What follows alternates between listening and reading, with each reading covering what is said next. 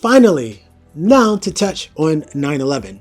9/11, full stop, was a Freemasonic agenda. Because anything Freemasonic is to push for a one world government. It's essentially communism. As I said, their book is the Kabbalah as well too. So not the most healthy book to be involved with. But it's all around the centralization of power. And so 9/11 changed the way the entire world operates. And there's this loose relationship with Saudi Arabia in America. And that was due to the petrol dollar, which we covered in previous episodes of Dudes Brewing regarding Palestine and Israel. We had a part 1 and part 2 of that. And we went into explanations around the petrol dollar and how that affected America's relationship with Iran and OPEC, and that them having more control over the oil industry as long as they purchased their oil in American dollars. America guaranteed Saudi Arabia security defenses. The world has changed drastically, and Saudi Arabia no longer needs America in that type of regard, regarding that type of safety. And they've also made alliances with China, who China has a history with the Jewish community as well, which we will explore on the last episode. But China, as far as Mao goes, Mao had a few people in his cabinet, a guy named Israel Epstein, who pretty much brought communism to China, similar to how the Bolsheviks was sparked from the Jewish community in Russia. And everything became about centralizing power. It's about keeping the people in control as much as possible. As you know, in China right now, it's a technocratic state. Cameras everywhere, social credit score, eyes getting retina scans, but just in general, CCTV everywhere tracking you where you're moving. You see that now in your own city. You might be wondering, oh my God, I remember London used to be the most CCTV place in the world, but now my own city has cameras everywhere. Some of them kind of popped up around C19. But yeah, that's what the world is leading to. Pretty much, they've lost an incentive to try to maintain a capital system in some regards. And so now the idea is to pretend like we're still underneath capitalism, but subvert it with socialism through the youth and make them think that communism is a good idea. But in general, as you might have seen with the Bolsheviks, what happened in Russia, what happened in China with the Uyghur, not the Uyghur people, but the people in general that in Tiananmen Square that were fighting against communism, you can see that equality is impossible. Because you're looking at one group to subsidize you, not thinking that that one group is not going to make that money more advantageous for their own select few. You got to be a complete idiot to hand over all your power to one group of people that poop just like you and think everything's going to be fair. At least in a capitalistic society, you have the option of trying to rise up above. And the issue with capitalism in general is not necessarily the way that capitalism is done. It's the advantageous towards their own particular group. And that particular group tends to be European or Jewish. Now what's happening right now is that they're trying to consolidate the world. Almost there's this jockeying of positions on who's going to be able to run the planet, whether it's going to be the European Freemasons or it's going to be the Jewish Freemasons. And Saudi Arabia has sort of just kind of stepped out, going back to Saudi. And they just realized, I'm just going to work a deal with the Chinese because I actually don't want neither one of you trying to just run the planet.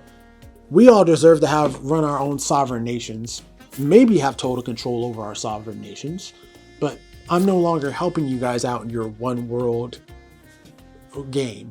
And so that's why there's new information that got leaked out regarding Saudi's involvement in 9/11 and Saudi pretty much essentially saying, that they didn't want to renew the petrol dollar. And so there's huge contention going on. So it's almost like a Game of Thrones happening globally at the moment. But it is Freemasonic based to a certain degree.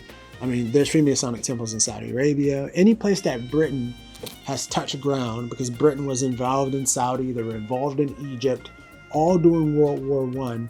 Prior to World War I, they were going and capturing land. Britain was sending in their people, and MI6, they were sending in their own spies to infiltrate the Ottoman Empire, convince some of the Ottomans to turn on other people, you know. So there's whole covert ops that has been going on pretty much by Rothschild-run banks all throughout Europe. And the Rothschilds used Britain as a proxy to essentially try to capture Palestine, which ended up happening. And we covered that in our last clip prior to this series on 9/11. We covered that on the pseudo-history of Israel. Go back, watch that clip.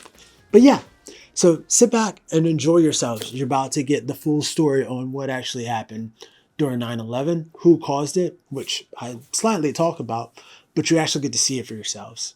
Sit back, get some popcorn, enjoy. An Israeli-American teenager was found guilty in Israel on Thursday of making about 2,000 hoax bomb threats against Jewish and other institutions in the United States and elsewhere. The defendant has been separately indicted for hate crimes in several U.S. states. There, he was named as 19-year-old Michael Kadar. Listen to a terrorist threatening his own country. The streets of America shall run red with blood. He was a suburban California kid, a lover of heavy metal, who became one of the most wanted men on the planet. The grandson of a Jewish doctor, Adam Perlman morphed into Adam Gadon, the American mouthpiece of Al-Qaeda. September 11th demonstrated that America is not invincible. He was accused of being the rarest of criminals, a traitor, the first person charged with treason against the U.S. since the World War II era. But even after those charges, Gadon was unrepentant. In 2011, urging radicals to attack inside the U.S. Adam Gadon, the so-called American Al-Qaeda who proclaimed himself the media maven, if you will, for Al-Qaeda and was helping to produce a lot of these so-called Al-Qaeda videos that were all over the internet that made Al-Qaeda look really bad and made the Muslims look bad. Should you fail to comply in full, we will deem it sufficient justification to continue to fight and kill Americans. Come to find out, Adam Gadon's real name was Adam Perlman. And not only was he, in fact, Jewish, he was the grandson of a member of the board of the Anti-Defamation League.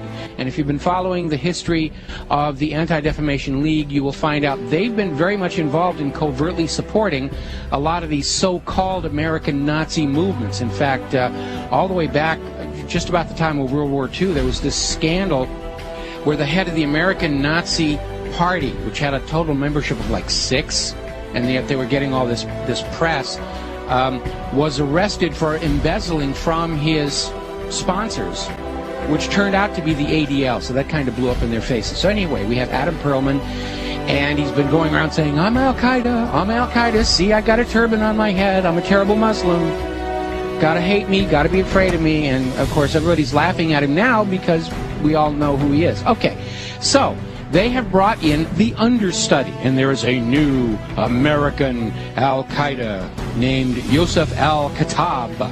Ooh, big scary name, and they've got a picture of him out there where he's holding all these guns and knives, and he's dressed up like a wannabe Rambo, and he's scowling at the camera, and he supposedly has this website with things in it, like pictures of the Statue of Liberty with an axe buried in the back of the head. I mean, very heavy-handed, very over-the-top. There was also a link to a puppet show mocking Danny Pearl's beheading. Take a look.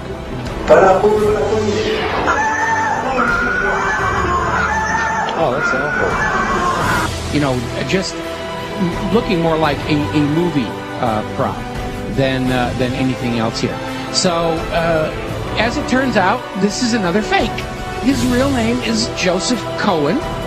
He's a 39-year-old New York City taxi driver, as you mentioned. He called himself Yosef Al-Khattab, but he was born Joseph Cohen here in America. He is a Jew. And he is another manufactured front to try and convince Americans that Al-Qaeda is actually here in the United States. And this is why we've got to be doing this, doing surveillance on the American people and reading their email and listening to their phone calls and all this stuff, because you never know when we're going to get into a situation with the American Al-Qaeda. And it's all a front. It's a fake. He's up there. He's there to try and create an enemy that doesn't really exist, in order to justify the totalitarian treatment of the American people and to encourage us to go and attack them before they kill us. They're already here on the home front. We've got to go bomb those gosh darn Muslims, because they're infiltrating America, and they're ripping tags off of couch cushions, and they're causing global warming, and we've got to go and it's nonsense. It's all war propaganda. Do those reports worry you that Israel's helping wounded Al-Qaeda aligned fighters? As I said before, in a different context, it's always useful also to deal with your enemies in a humane way. Al-Qaeda, to the best of my recollection, has up to now not attacked Israel. But it's attacked your number one ally and protector and sponsor, the United States of America. There is a quote-unquote war on terror being going on for 15 years. This was the same ADL that was instrumental in the creation and deployment of such diverse terrorist groups as the JDL and, yes, ladies and gentlemen, the Ku Klux Klan. For how can they keep the Jews together in their own created ghettos to further the political aims of Zionism if they don't present the Jews with a common enemy, all the rest of us? It's better to have a Jewish state that is hated by the whole world than an Auschwitz that's loved by it. Mordecai Levy, the leader of the JDL splinter group that managed to show up on the doorsteps of Alex Oda and Shirim Subsakov on the eves of their assassinations, maintained direct and frequent contact with the ADL's fact-finding division head, Erwin Sewell. Just 2 weeks before the AADC's Washington, D.C. office was blown up on November 29, 1985. An act of terror right here at home in Orange County. Yes, that is the corner office of what used to be the headquarters, as you mentioned, of the American Arab Anti-Discrimination Committee, the 1900 block of 17th Street in Santa Ana, suite number 208. That is all that is left of that suite. Today, the Santa Ana office of the committee was destroyed by a bomb. Audi was killed, and 7 other people were injured. And some fear international terrorism may be taking root here. The man who was killed by that blast, Alex O'Day, age 41, married, the father of 3 young daughters. The bomb was powerful enough to shatter glass in several other offices. Investigators have no doubt the bomb was sophisticated and large, at least 30 pounds in weight, and it was meant to kill. Levy had appeared as the featured speaker at a press conference hosted by the Federation of Jewish Organizations of Greater Washington, an umbrella group led by both the ADL and B'nai B'rith, to present a list of enemies of the Jewish people. AADC was among the groups listed. And the biggest trait of psychopathic mentalities is lack of empathy. No one has gone to jail for it. And the people that were involved in it, in the cover-up, in the orchestration of it, are all going about their rich lives unmolested, while 3,000 families grieve for the rest of their life. It's infuriating. Bothers you? It bothers me. It bothers me because it's infuriating. It bothers me because the same people today and the same networks today are orchestrating mayhem all over the world, including every day moving closer and closer to the total control of humanity via AI connection to the human brain. These same people that are behind that, the same people, networks that are behind the hysterical explosion of censorship of alternative information in Silicon Valley, are all the same people. You look at who controls Facebook. Zionists. Who controls Google? Zionists. Who controls YouTube? Zionist, owned by Google. And these are the people that are shutting down the circulation of information to expose what the same networks are doing. And so what I've done with this book, because, you know, if you care about truth, then you don't care about consequences, because if you care about consequences, you won't deliver the truth, because you'll be saying, this is what I know has happened, and I know I should put this out, but what are the consequences for me? Considering consequences are a prison that allows these people to do what they do, because their currency of control is intimidation.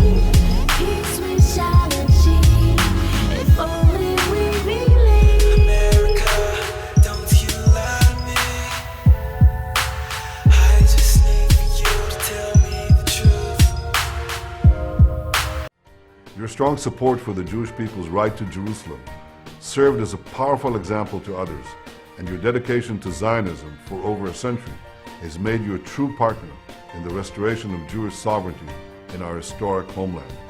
Thank you for all the years of unwavering support and for your steadfast commitment to strengthening our common future. Thank you very much, B'nai B'rith. I'm going to take you through a sequence.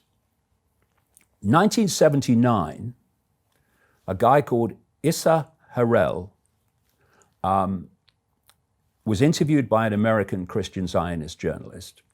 Isreal was called the father of Israeli intelligence, Mr. Big. He was involved for a massive amount of time.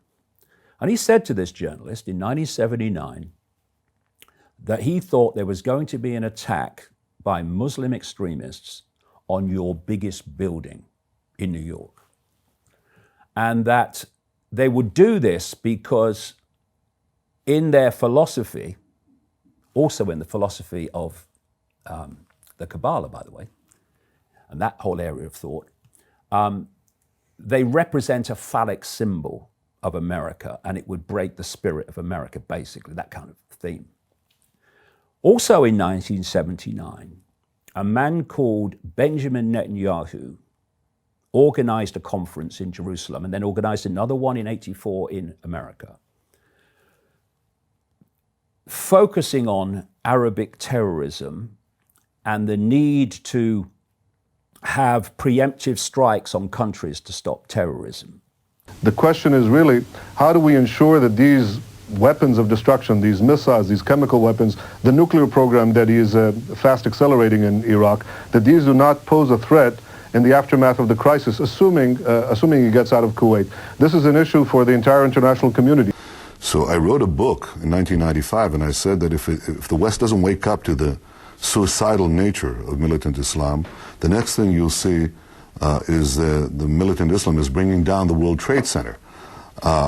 Netanyahu's weapons of mass destruction lies were even more extreme a decade later. In the lead-up to the war in Iraq, Benjamin Netanyahu testified before the U.S. Congress and claimed there was no question whatsoever about Saddam Hussein's supposed weapons of mass destruction. There is no question whatsoever that Saddam is seeking and is working and is advancing towards the development of nuclear weapons. No question whatsoever.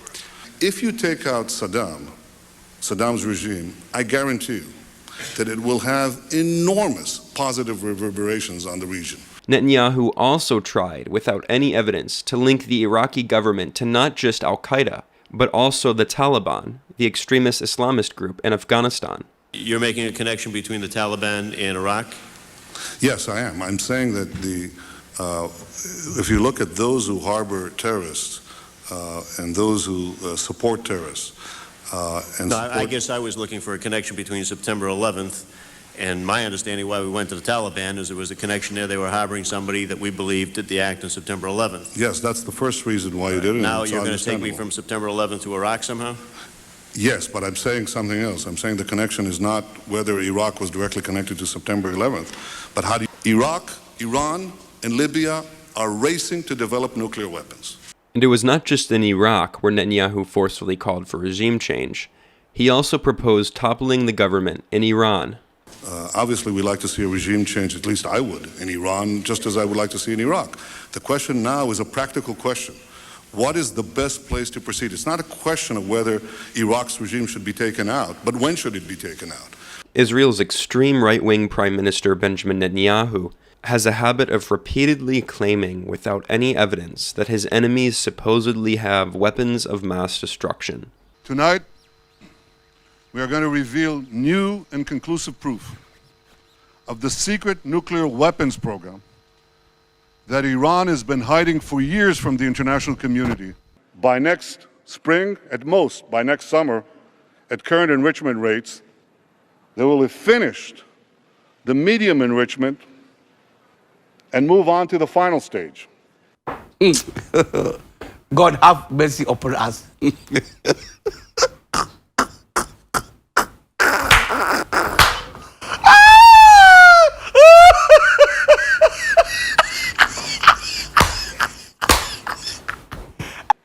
From there, it's only a few months, possibly a few weeks. I wonder if he know that I know he's lying right now. Before they get enough enriched uranium for the first bomb. Why you always lying? Why you always lying? Hubble bubble homo select stop lying. But a look at some of Netanyahu's public speaking over the past 30 years shows that he has a long history of crying wolf. And also he wrote a book on the same subject and introduced the concept of a war on terror and weapons of mass destruction also came up in the same period. Then in 1996, an American Israeli called Richard Perle, who was had a major Pentagon post during 9/11, with other ultra-Zionists, wrote a document for the then Prime Minister, Benjamin Netanyahu, called A Clean Break, in which they called for the removal of Saddam Hussein, basically a war on terror, targeting Iran, targeting Syria, and what have you, Iraq with Saddam Hussein. Following year, in 1997, in America, an organization was formed called the Project for the New American Century. This was a think tank co-founded by two absolute ultra-Zionist extremists called William Kristol and Robert Kagan. And in the Project for the New American Century in 1997, and leading up to 9/11, were Dick Cheney, who would become the de facto president at the time of 9/11 as vice president to the hapless George Bush, Donald Rumsfeld, who would be defense secretary at the time of 9/11, Dov Zakheim, who would be comptroller of the Pentagon, controlling the whole Pentagon budget, Richard Perle, who wrote the Clean Break document, had a Pentagon post, And also in the project, The New American Century, was a man called John Bolton, who has been in the Bush administration until last night as National Security Advisor. In September 2000, oh, by the way, this group then wrote to the then President Clinton urging him to basically invade Iraq and remove Saddam Hussein. This was 1998 they did that. In September 2000, 1 year to the month before 9/11, the Project for the New American Century produced a document calling for American troops to, quote, fight and decisively win multiple theater wars to regime change in a list of countries. And these are all the people I've just named that put this together. A few months after this document came out, they would be in positions of power in the Bush administration and the Pentagon. And the countries they listed were Iraq, regime change, Libya, Syria, Iran, North Korea, Lebanon, and others, including Sudan. Leading, it said, this document, to regime change in China.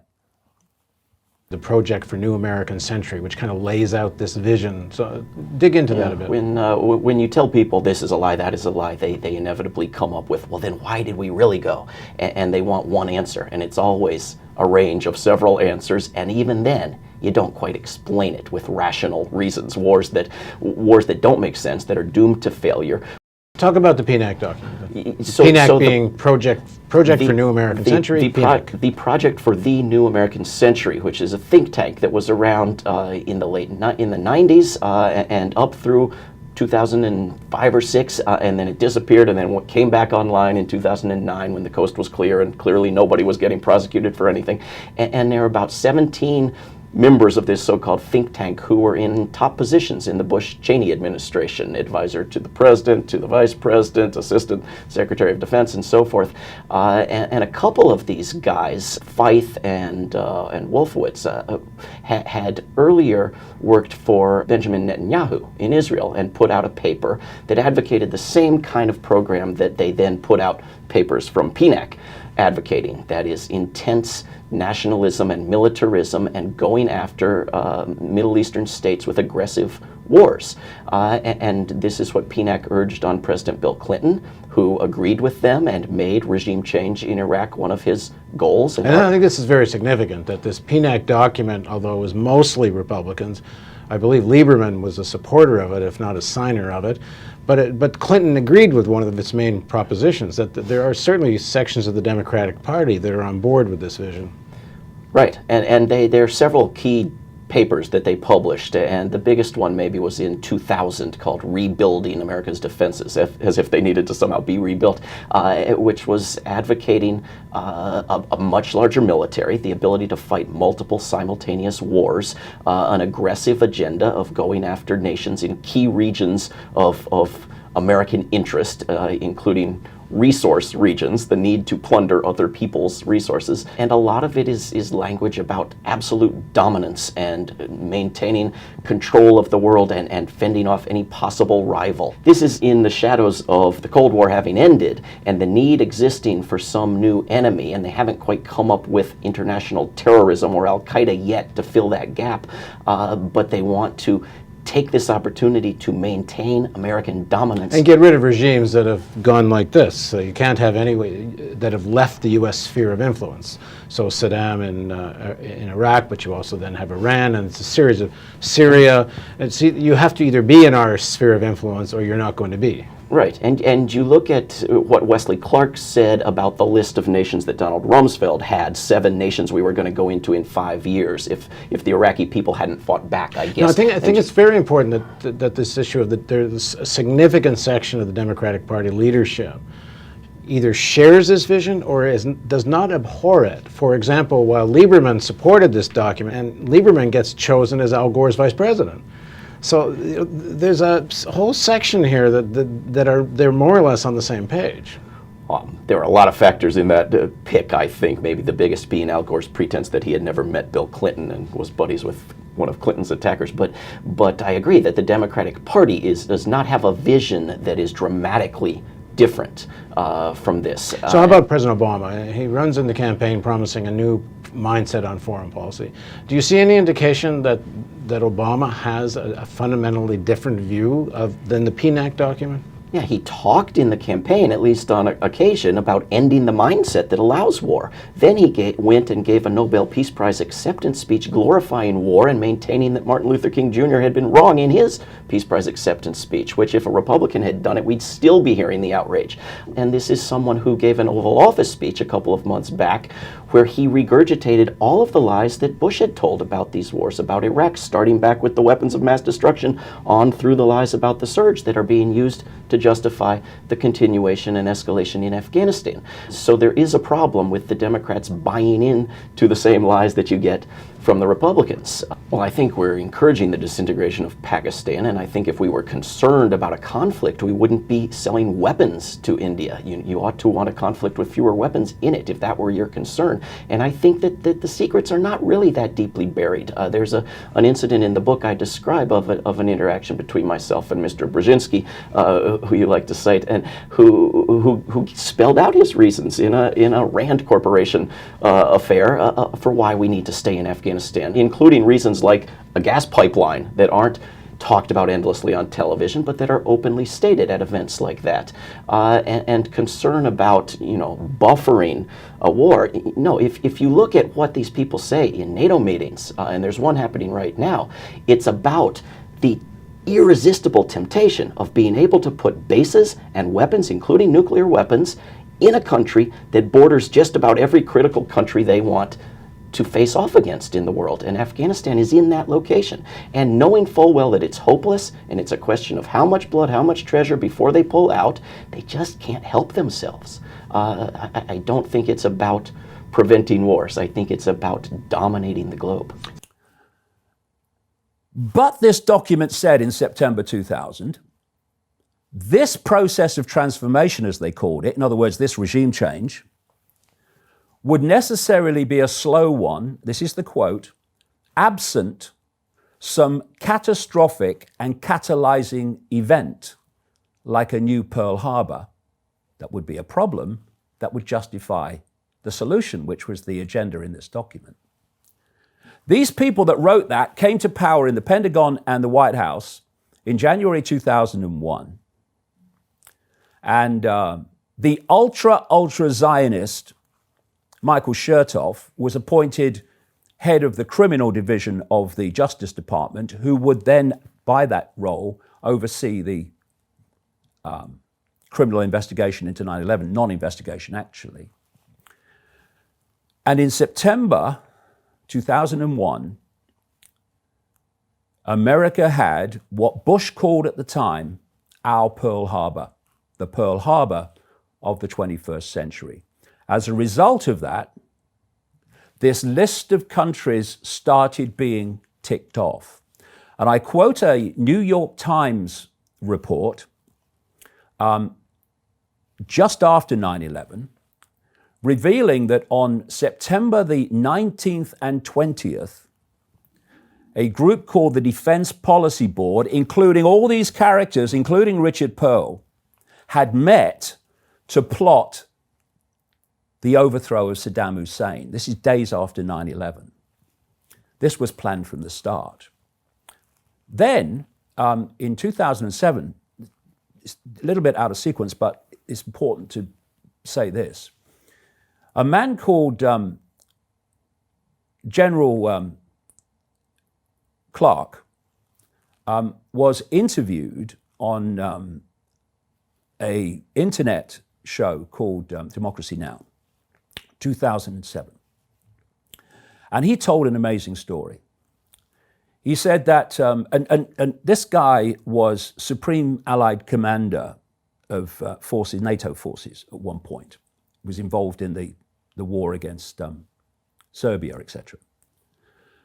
He said he went to the Pentagon days after 9/11 And he met Rumsfeld, he met Wolfowitz, the Deputy Defense Secretary, who was also from the Project for the New American Century, ultra Zionist. And he went downstairs and he met a general, friend of his. And the general said to him, we're going to invade Iraq. This is days after 9/11. He said, we're going to invade Iraq. He said, are they involved in 9/11? He said, not that we know, no. Why are we going to invade Iraq? Well, no. Anyway, he said, I went away. And I came back a few weeks later, by which time America are in Afghanistan. An invasion that had to be, from pure logistics, organized long before 9/11, by the way. And he said, I met the same general. And he said, I said to him, why haven't we invaded Iraq? I thought we were going to invade Iraq. And he said, the general said to me, it's worse than that, sir. He said, well, I've just had this from upstairs, Rumsfeld office. We are going to invade 7 countries in 5 years. What? And he named them. We're going to invade Iraq, regime change Iraq, we're going to regime change Libya, Syria, Iran, so on. North Korea. Right after 9/11, about 10 days after 9/11, I went through the Pentagon and I saw Secretary Rumsfeld and Deputy Secretary Wolfowitz. I went downstairs just to say hello to some of the people on the joint staff who had used to work for me, and one of the generals called me in. He said, sir, you got to come in and talk to me a second. I said, well, you're too busy. He said, no. He says, we've made the decision, we're going to war with Iraq. This was on or about the 20th of September. I said, we're going to war with Iraq, why? He said, I don't know. He said, I guess they don't know what else to do. So I said, well, did they find some information connecting Saddam to Al-Qaeda? He said, no. He says, there's nothing new that way. They just made the decision to go to war with Iraq. He said, I guess it's like we don't know what to do about terrorists, but we've got a good military and we can take down governments. And he said, I guess if the only tool you have is a hammer, every problem has to look like a nail. So I came back to see him a few weeks later, and by that time we were bombing in Afghanistan. I said, are we still going to war with Iraq? And he said, oh, it's worse than that. He said, he reached over on his desk, he picked up a piece of paper, and he said, I just got this down from upstairs, meaning the Secretary of Defense's office today, and he said, this is a memo that describes how we're going to take out 7 countries in 5 years, starting with Iraq and then Syria, Lebanon, Libya, Somalia, Sudan, and finishing off Iran. I said, is it classified? He said, yes, sir. I said, well, don't show it to me. I wanted to get your response to Seymour Hersh's piece in The New Yorker to 2 key points this week. Reporting the Pentagon's established a special planning group within the Office of the Joint Chiefs of Staff to plan a bombing attack on Iran. That this is coming as the Bush administration and Saudi Arabia are pumping money for covert operations into many areas of the Middle East, including Lebanon, Syria, and Iran, in an effort to strengthen Saudi-supported Sunni Islam groups and weaken Iranian-backed Shias. Some of the covert money has been given to jihadist groups in Lebanon with ties to al-Qaeda. Fighting the Shias by funding with Prince Bandar and then with U.S. money not approved by Congress, funding the Sunnis connected to al-Qaeda. The bedlam, the chaos, the violence in Iraq now is a natural consequence of what Bush and Cheney did in invading Iraq. Iraq is quickly ripped to shreds, torn apart by religious and ethnic violence, a planned demolition. I think the most convincing argument was that in order to enhance Israel's position in the Middle East and its security, the nations surrounding it that formed an anti-Israeli bloc had to be broken up into smaller, confessionally homogeneous nation states. So in the case of Iraq, a Kurdistan, a Shiistan, and a Sunnistan. This objective was openly declared as early as 1996 by the neoconservatives in this document, signed by Richard Pearl and Douglas Feith, a text that accuses Iraq of posing a threat to Israel.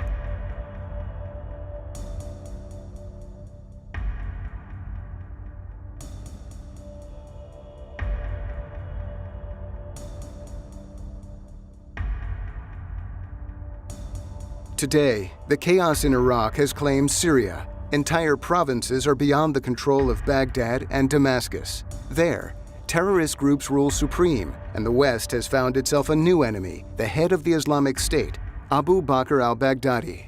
The violence has claimed hundreds of thousands of victims, dead, wounded, maimed, and has uprooted millions of Iraqis and Syrians. You have hundreds of thousands of refugees leaving the area, and nobody asks, what caused this? What caused this terrible human catastrophe? It wasn't an earthquake, and it wasn't a typhoon, it was an invasion of a country that was reasonably intact when we invaded it. The Iraqi manipulation has come at a heavy price to America, $3 trillion. This public money has made the defense industry rich. Peace is bad for business. War, tension is always very good for business. So money, of course, was a major factor. So the United States finds itself today essentially engaged in permanent war. And it's a permanent war that benefits some people. There are some people and some entities that are making a lot of money from this endless war. And so what happened after 9/11 that was in that document in September 2000 was all planned, but it couldn't have happened, they admit it in the document, without 9/11. So what we then had was this series of regime change wars and manufactured civil wars.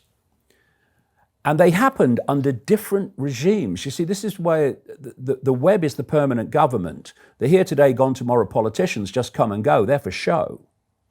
So we had Boy George Bush and Tony Blair, another one attached to this web, big time. That's why he does what he does, who oversaw the invasion of Afghanistan.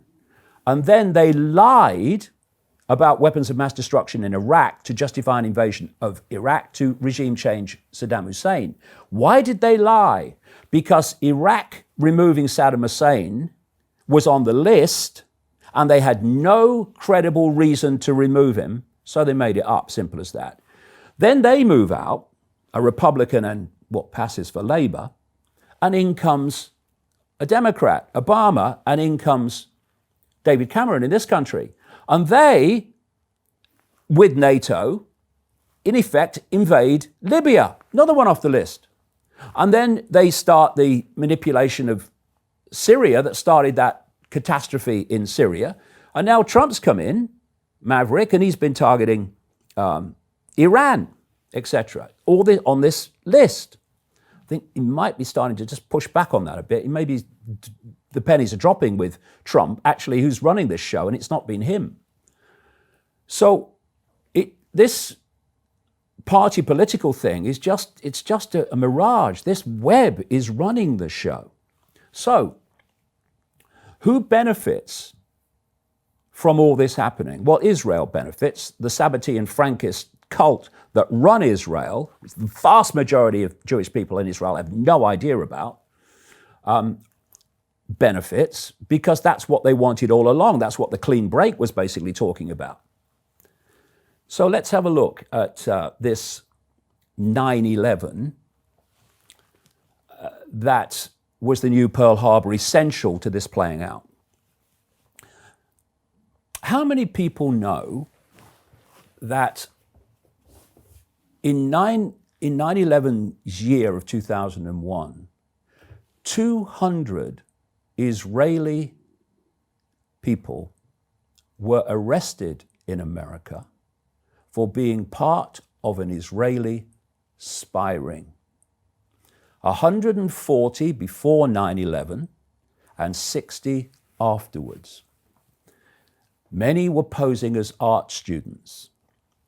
How many people know that the centers, particularly one center in Florida, of this spy ring were the same places frequented by the alleged hijackers, including Mohammed Atta, in the same period? How many know that some of these people arrested for being part of this Israeli spy ring actually had homes in the same street as Mohammed Attar, in a place called Hollywood, which was the center of much of what these alleged hijackers were doing, and was also the center of this ring. Hello? How many people know that on the morning of 9/11, a lady looked out of her apartment in New Jersey, looking over to the burning tower, the first one, and saw 5 Middle Eastern-looking men filming it, high-fiving and cheering? She took them to be Arabic. She called the police. The police eventually tracked them down. They had traveling around in a white van. They were Israelis. They became known as the Dancing Israelis. They were arrested and kept in custody for 71 days until the ultra-Zionist head of the criminal division of the Justice Department, Michael Chertoff, released them. And how many people know that the same Michael Chertoff released the 200 arrested in the spy ring? And they went back to Israel. These 5 dancing Israelis, 2 of which were known by the police to be Mossad agents, said that they were there to document the event. Well, hold on, how did you know it was going to happen?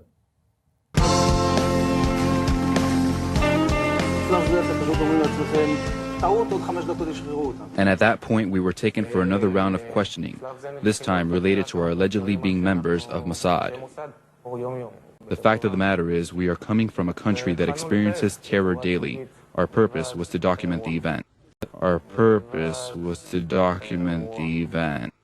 The police then went to where these people worked, and it was a Mossad front called Urban Moving Systems, which was headed by a guy called Dominic Suter. Said they worked for a company called Urban Moving. The FBI obtained a search warrant for the company's offices. 2 SUVs were filled up with between 9 and 12 boxes and computers. Not long after the arrests, the offices of Urban Moving were simply abandoned. Almost everything was left behind. Dominic Suter was interviewed by the FBI and said that they were going to return for a second interview. Well, before they could, he's opted and gone to Israel. And so, where was this? One mainstream organization, there was 1 or 2 others as well, but one really covered it, and then it was deleted from their archive very quickly. And that, ironically, was Fox News and a reporter called Carl Cameron, who did a series of 4 reports about this. They were excellent. Several other men were detained after a van full of explosives was stopped outside of Manhattan.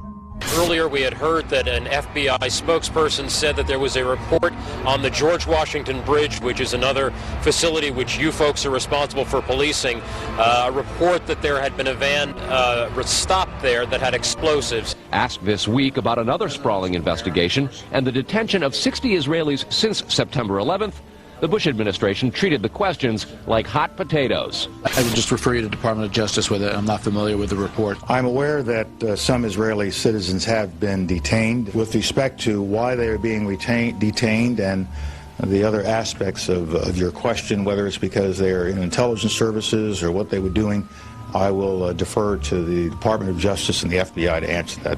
On March 6, 2002, a draft report from the DEA said it may well be an organized intelligence gathering activity. It has been more than 16 years since a civilian working for the Navy was charged with passing secrets to Israel. Jonathan Pollard pled guilty to conspiracy to commit espionage and is serving a life sentence. At first, Israeli leaders claimed Pollard was part of a rogue operation, but later took responsibility for his work. Now, Fox News has learned some U.S. investigators believe that there are Israelis again very much engaged in spying in and on the U.S. Since September 11th, more than 60 Israelis have been arrested or detained, either under the new Patriot anti-terrorism law or for immigration violations. A handful of active Israeli military were among those detained, according to investigators, who say some of the detainees also failed polygraph questions when asked about alleged surveillance activities against and in the United States. Investigators suspect that the Israelis may have gathered intelligence about the attacks in advance and not shared it. A highly placed investigator said there are, quote, tie-ins. But when asked for details, he flatly refused to describe them, saying, quote, evidence linking these Israelis to 911 is classified. I cannot tell you about evidence that has been gathered. It's classified information. Now, when the FBI investigated, it quickly unraveled to be the largest foreign spy ring ever uncovered inside the United States, the largest. Even the Soviet Union had not been spying on the United States as much as Israel has been doing. So the FBI started to round up these spies. They started to arrest them very quietly, and they were about halfway through this process of rounding up this spy ring when 9/11 happened. Numerous classified documents obtained by Fox News indicate that even prior to September 11th, as many as 140 other Israelis had been detained or arrested in a secretive and sprawling investigation into suspected espionage by Israelis in the United States. Investigators from numerous government agencies are part of a working group that's been compiling evidence since the mid-90s. These documents detail hundreds of incidents in cities and towns across the country that investigators say, quote, may well be an organized intelligence gathering activity. The first part of the investigation focuses on Israelis who say they are art students from the University of Jerusalem and Bezalel Academy. Documents say they, quote, targeted and penetrated military bases, the DEA, FBI, and dozens of other government facilities, and even secret offices and unlisted private homes of law enforcement and intelligence personnel. The majority of those questioned, quote, stated they served in military intelligence, electronic surveillance intercept, and/or explosive ordnance units. Why would Israelis spy in and on the U.S.? A General Accounting Office investigation referred to Israel as Country A and said, quote, according to a U.S. intelligence agency, the government of Country A conducts the most aggressive espionage operation against the U.S. of any U.S. ally. The document concludes, quote, Israel possesses the resources and technical capability to achieve its collection objectives. What about this question of advanced knowledge of what was going to happen on 9/11? How clear are investigators that some Israeli agents may have known something? Well, it's very explosive information, obviously, and there's a great deal of evidence that they say they have collected, none of it necessarily conclusive. It's more when they put it all together. A bigger question, they say, is how could they not have known? Almost a direct quote, Brett. It is now apparent that this intelligence ring was inside the U.S., had prior knowledge of 9/11, and had a classified role in 9/11, which officials refused to discuss. It was also able to penetrate U.S. intelligence agencies and secret offices, yet all were released. The men who were detained due to the report they were taping the first plane crash and then celebrating and joking about it actually went on television and admitted it was their job to record the attack. How could they have known about the attack? And who sent them to document it? The evidence points to a large intelligence network inside the United States that had teams on the ground, such as the ones recording the attack, and electronic surveillance teams gathering information. Sources tell ABC News during a check of national security databases, some of the men were listed as having had connections with Israeli intelligence. You can find them on the internet, but you won't find them on the Fox News website. You wouldn't after a few days. And he told this story, and I tell it in the book, plus a lot of other stuff about this. So, okay, let's have a look. We've got a spy ring. We've got the dancing Israelis with absolute obvious prior knowledge of the attacks. We have Michael Chertoff, who oversaw the whole investigation and let them go. And now let's look at the World Trade Center. The World Trade Center was owned by the New York Port Authority. And that was utterly controlled by ultra-Zionists. At the time of 9/11, a guy called Louis Eisenberg, a friend of Benjamin Netanyahu. He then agreed, for the first time in the history of the Twin Towers, to sell it into private hands, sell the lease into private hands. And he sold it to an ultra-Zionist friend of Benjamin Netanyahu, so much a friend, they used to talk every Sunday on the phone, Larry Silverstein. I remember getting a call from the fire department commander telling me that they were not sure they were going to be able to contain the fire. And I said, you know, we've had such terrible loss of life. Maybe the smartest thing to do is pull it. And they made that decision to pull, and then we watched the building collapse.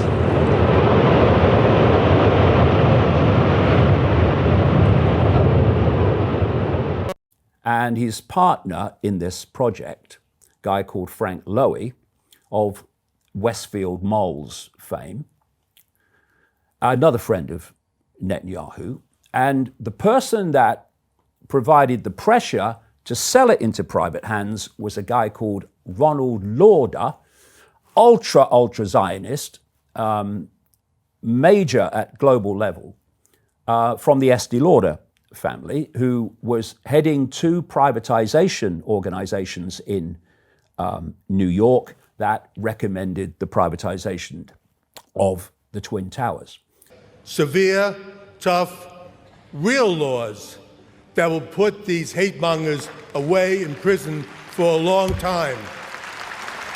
All world leaders, all politicians must lead in this effort.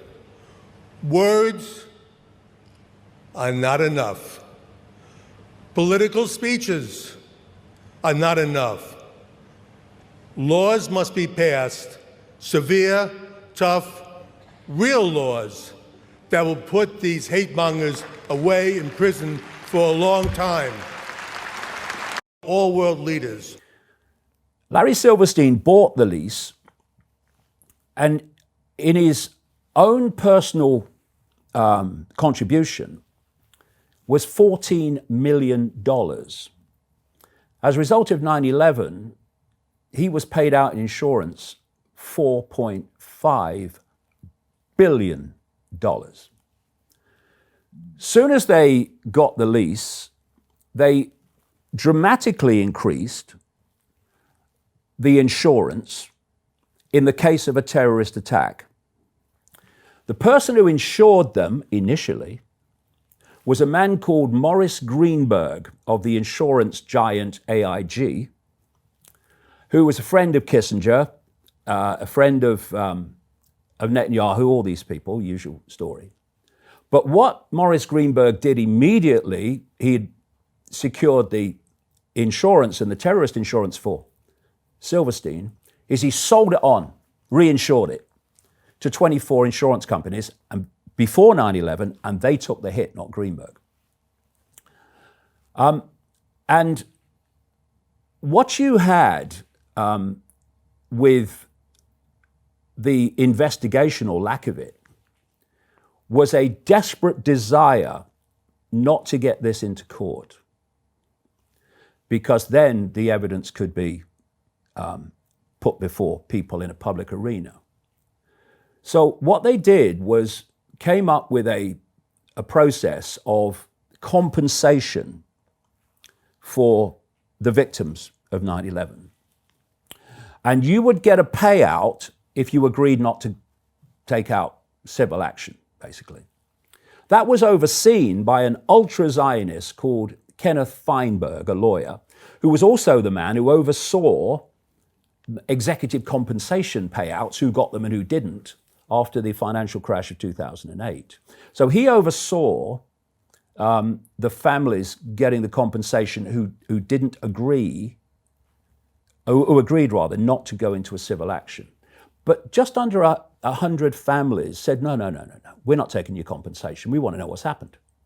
I think I saw a piece on 60 Minutes with him. Right. But always ask yourself, what is the alternative? I have to come up with a projected loss and offer that to a claimant. Now, you want to talk about uncertainty. What if the claimant rejects the offer? Now the claimant goes forward uncertain as to his or her future, uncertain as to what the Gulf resources will ultimately demonstrate in terms of safety, uncertainty about a lawsuit, Uncertainty about the cost of the lawsuit and the time expended. I mean, life is filled with uncertainties. And what I try and do is offer a certain result that is the best that I can come up with. It might not be perfect, but I suspect that the perfect is the enemy of the good in an area like this. But at the same time, what is difficult for me to get is that, on the one hand, you're having to make dollar decisions about lives that no value can be placed on. That's been the system in this country for 200 years. Money as a surrogate for worth, for loss, for damage. But in your most philosophical moments, in your most humanistic moments, do you think this is a good way of doing it? No, I don't. But, again, you have a better way? Yeah, so then, yeah, and that civil litigation of the 9/11 families was overseen by an ultra-Zionist judge called Alvin Hellerstein and ultra-Zionist team in his team. And he was described as running a war of attrition against the families to make sure that none of them got to court. And I quoted from the New York Times article in the book where they're saying Hellerstein's just made another decision in the case, which has basically meant that the last standing family in 2011, I think it was, has now said, we're going to have to pull out because we can't win now he's done this. The case between the insurance companies who took the hit and Larry Silverstein about how much Silverstein got was overseen, judged by an ultra-Zionist judge called Mukasey, who later became Attorney General. And Silverstein's claim against airlines that got him a payout of millions was overseen by Alvin Hellerstein, ultra-Zionist judge. All right, so it's a big ultra-Zionist web here. Absolutely. But when I say ultra-Zionist, I'm talking about not Jewish people, not saying it's a Jewish plot. The vast majority of Jewish people, the overwhelming majority, have no idea what's being done, but they are being used as the smokescreen. Because what happens, as we talked about briefly in our last chat, we have, which is run at its core by the Sabbatean Frankist cult, what I call the anti-Semitism industry and the protection racket. And how it works is that anyone who gets close to uncovering any of this and much milder stuff and talking about it is immediately dubbed an anti-Semite, a Nazi, and all the rest of it. Now, I know what they do because I used to ask them to do it. I mean, when I was in the Mossad, and we had a guy that gave us problems in the U.S., and he was speaking out, and he was talking like Pete talked once and said, Israel is bombing Lebanon with cluster bombs. We say, hey, who's that guy? You know? Pete Makaki, we used to call him. Yeah, which is Pete the cockroach. Because he makes a lot of noise and you can't get rid of him. So what you do is you get in touch with a guy in the station in New York or in the station in Washington. You say, tell the guys at B'nai B'rith to label him. And of course the campaign starts, and before you know it, the guy's labeled. And he's an anti-Semite. Because that's what we say he is. And that's one stain you cannot wash. Now, it shames me as a Jew to tell you that. But that's the fact. And it's wrong. If you say no to the money, which bothers them a lot, because most influencers can't make money without these platforms. So when you say, I don't need your money, they're very, very confused as to why you don't want $50, $60 million. Once you say no to the money, it becomes a protection racket. So the mafia used to walk into stores and say, people are going to break your windows. But if you pay us, we'll stop them from breaking your windows. And if you don't pay the mafia, they then break your windows themselves. It's exactly the same. They come to you and say, we have the leading PR firms in the world. and we have the leading legal teams in the world. So let's imagine something happened to you, Andrew. Let's imagine you got in legal trouble. We have the best lawyers. Let's imagine something happened to you and the media started saying you're a bad person. We have the best PR team. And what they're basically saying is, once you're under our guidance and protection, we sponsor the media. Nobody pays for advertising in the media because it works. It doesn't work. They pay for advertising in the media because it's a big bribe racket. So let's say I was sponsored by a clothing brand, and that clothing brand was giving X amount of millions to the media would not then attack me because they will not attack the poster boy for the clothing brand that pays them. And that's the protection racket. And it's run ultimately at its core by this Sabbatean Frankist cult, which hates Jewish people. And this is why, as I mentioned in the last interview, if you're a Jewish person and you are criticizing Israel, this anti-Semitism protection racket will abuse you even more fiercely than non-Jewish people. Because it's not about protecting Jewish people at all. It's about protecting this cult. That's what it's about. And because of compartmentalization, many people in this ultra-Zionist protection racket will have no idea that what they're protecting is actually a cult that they actually don't know about. But this is the cement, this is the spider's web that allowed it to happen. Of course, you've got tremendous ultra-Zionist, Sabbatean Frankist control of the American media, which starts to explain why, not least CNN now, which explains why that obvious questions about 9/11 were never asked, and people like me just get abused for actually asking them. And I've just give you some headlines there in regard to the ultra-Zionist Mossad. Oh, there's another thing, too, which needs mentioning. In this sequence of events from Essa Harrell saying, they're going to attack your biggest building, the Arabs, in 1979, in 1987, a security company called Atwell Security, which was run by Mossad and other Israeli intelligence agencies, personnel, and was a subsidiary of the Eisenberg Group of Shaul Eisenberg, who was a massive operator within the intelligence and military community on behalf of Israel. He ran Zim Shipping, dead now, but he ran Zim Shipping, and Zim Shipping vacated one of the Twin Towers at no notice 1 week before 9/11 and broke the lease to do so, just as an aside. And in 1987, the ultra-Zionist-controlled New York Port Authority gave the contract for Twin Tower security to Atwell Security. And the man who represented Atwell Security in that deal in America was one of the Israeli intelligence agents that kidnapped Adolf Eichmann in South America and took him to Israel for execution. And who oversaw that Eichmann operation? Issa Harrell. And Issa Harrell, people that worked with him were involved in this Atwell Security.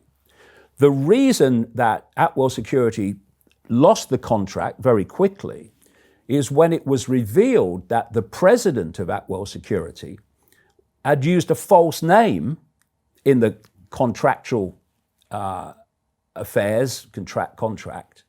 He was really a guy called Avram Shalom, who was a major figure in Israeli intelligence, who'd actually been exposed and had to stand down in Israel for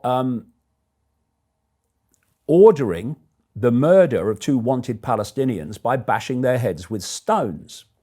So that came out that actually this guy, I think he called himself Avram Bendor instead of Avram Shalom, and the contract fell.